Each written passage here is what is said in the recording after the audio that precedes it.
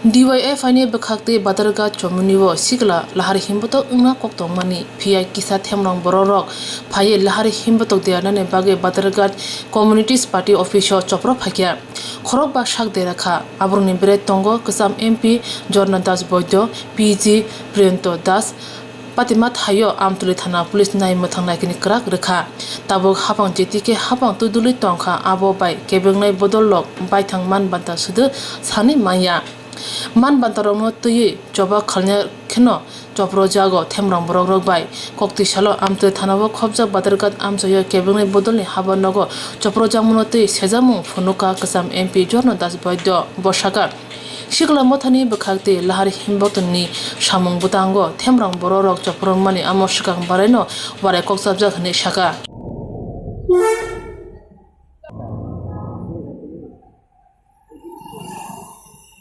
jubo ভারতের যুব federation তাদের উদ্যোগে মিছিল ছিল। তো মিছিলটি মূলত কার ছিল? মিছিল 2:30টার সময় স্টার্ট হবে, এটা পূর্ব নির্ধারিত আমাদের কর্মসূচি। তারপরে সমস্ত আমাদের ডিওয়াইএফ এর কর্মীরা, মিছিলে যোগদানকারী সমস্ত ডিওয়াইএফ এর সমর্থক সমস্ত ছেলেরা আসতে শুরু করলো। যখন তখনই তার আগ মুহূর্তে ওরা বিজেপি যুব মোর্চা সমস্ত এখানে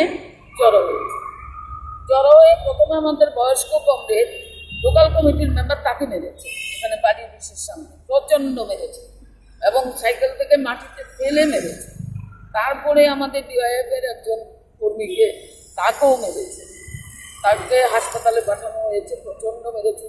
আরেকজনকে মেরেছে, রাস্তাঘাটে ধমকাচ্ছে, আটকাচ্ছে, সবাইকে বাইক থেকে নামিয়ে বলছে মেরেই ফেলবো, বাড়িতে চলে যা, এই সমস্ত করছে।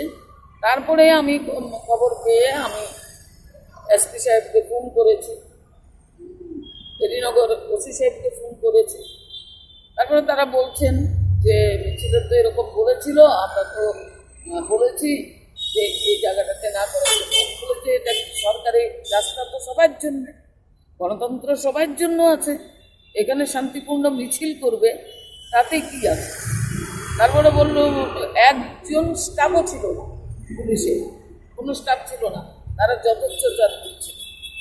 এরপরে আমি এসপি সাহেবকে বলে তখন ফোর্স পাঠালো, আমি আসলাম, আমি নমার সঙ্গে আমি এসছি যখন তখন বিশ্রীভাবে গালাগাল করছিল এরা, এখানে সব জড়ো ছিল, বিশ্রীভাবে গালাগাল করছিল। এরপরে দিয়ে আমি বাড়ির পিছিয়ে ঢুকেছি, আমার পিছিয়ে সাইকেল স্ট্যান্ড করতেছিল, এই সঙ্গে সঙ্গে তাকে প্রথম ঢিল মেরেছে, তারপরে মাথায় বাড়ি দিয়েছে, মাথা ফেটেও গেছে, প্রচণ্ড পড়ে গেছে, বমিও হচ্ছে। এখন কোথায় আছেন আপনার পিজি? পিজিকে এখন পুলিশের নেতৃত্বই হাসপাতালে নিয়ে গেছে। মূলত মিছিলটা আজকে কি নিয়ে এসেছে? হ্যাঁ, মূলত মিছিলটা আজকে কি নিয়েছে? মিছিলটা ছিল আমাদের কৃষকদের সমর্থনে, যে গোটা দেশে কৃষক আন্দোলন, তার সমর্থনে, তারপরে তাদের স্থানীয় দাবি আছে, তারপর সর্বভারতীয় দাবি আছে, বেকারদের কর্মসংস্থানের দাবি আছে। কতজন আক্রান্ত হয়েছেন আজকে এখানে? আজকে এখন পর্যন্ত 5 জন আক্রান্ত হয়েছে, আমরা খবর পেয়েছি, নিশ্চয়ই খবর পাবো। পথে ঘাটে সমস্ত আসার সময় নেতৃত্বরাও এসে ঢুকতে পারে। হঠাৎ করে আক্রমণ এরকম? হ্যাঁ, হঠাৎ করে আক্রমণ। এর পেছনে কি মনে হচ্ছে, আপনাদের কি বক্তব্য? মনে হচ্ছে যে আজকে আমাদের 1000 যুবক মিছিল করবে, এটা টার্গেটই ছিল, এবং 1000ও হতো।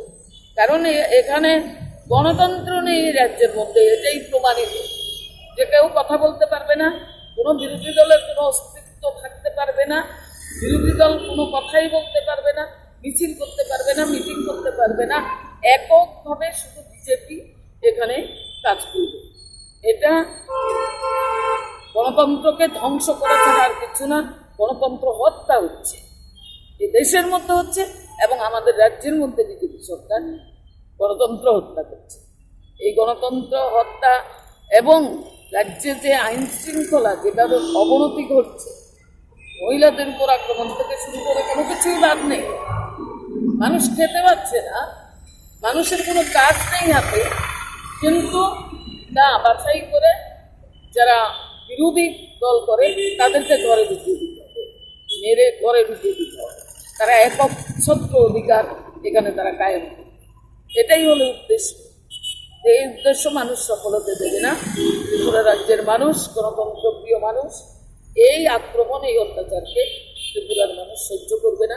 আগামী দিনে তাদের নিশ্চয়ই তার জবাব দিতে হবে।